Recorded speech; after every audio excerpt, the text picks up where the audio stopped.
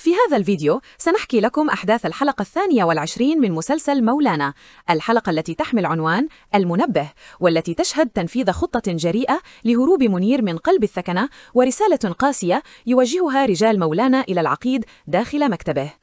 تبدأ أحداث الحلقة من النقطة التي انتهت عندها الحلقة السابقة، بعد أن اعترف منير تحت التعذيب بمكان الشباب والسلاح، وأصبح العقيد أقرب من أي وقت مضى للوصول إليهم. في هذه الأجواء المتوترة ينطلق مولانا مع الشباب لتنفيذ خطة اقتحام الثكنة وتهريب منير قبل أن ينهار كل شيء. يتولى جواد قيادة مجموعة التنفيذ برفقة رشيد ومشمش، بينما يكون مولانا في الخلفية متابعا وموجها. يتحرك الثلاثة بحذر باتجاه الثكنة، مستفيدين من معرفتهم بطبيعة المنطقة والألغام المزروعة حولها. الهدف الأول هو الوصول إلى مكان احتجاز منير وإخراجه بأسرع وقت ممكن قبل أن يلاحظ الجنود أي تحرك غريب. تنجح المجموعة في الوصول إلى منير وفك قيده، لكن أثناء الهروب تنكشف الخطة لرجال الثكنة، فتبدأ مطاردة عنيفة في محيط المكان. الرصاص ينهال من كل اتجاه، والشباب يحاولون التقدم بأقصى سرعة وهم يسندون منير المنهك بعد التعذيب. خلال المطاردة يصاب رشيد بطلق ناري ويسقط متألما وسط الفوضى، لكن جواد ومشمش يرفضان تركه ويحاولان إنقاذه إلى جانب منير. في الوقت نفسه ينفجر أحد الألغام المزروعة حول الثكنة بأحد جنود العقيد، ما يؤدي إلى بتر قدمه ويزيد من حالة الفوضى والارتباك بين الجنود.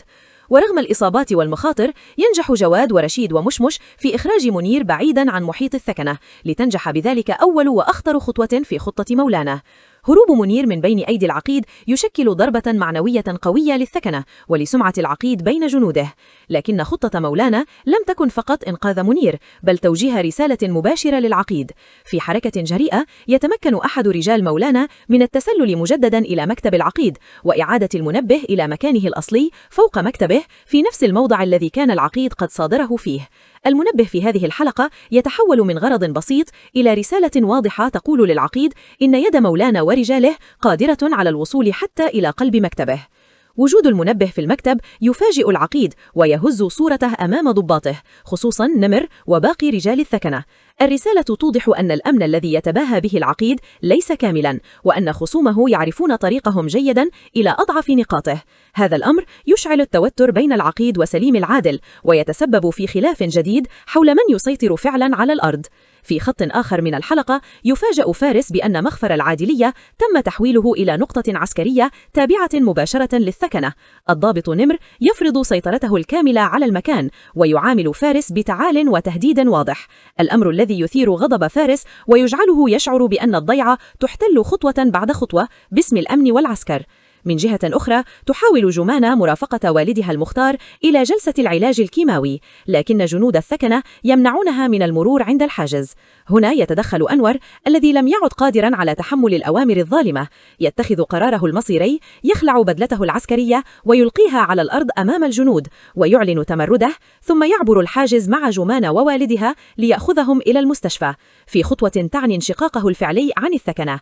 هذا التصرف يضع أنور في مواجهة مباشرة مع العقيد والنظام العسكري كله، لكنه في الوقت نفسه يكرس صورته كرجل قرر أن يقف مع الإنسان ضد الظلم مهما كان الثمن.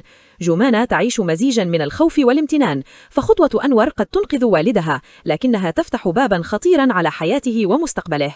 في نهاية الحلقة يكون منير قد هرب من الثكنة، والمنبه عاد إلى مكتب العقيد كرسالة تحد، وأنور أعلن تمرده، وفارس يرفض تحويل المخفر إلى ثكنة صغيرة. كل هذه التحركات تجعل العقيد يشعر أن السيطرة بدأت تفلت من يده، فيتجه إلى قرار جديد وخطير يتعلق بسليم العادل وبالطريقة التي سيواجه بها مولانا ورجاله في الأيام القادمة.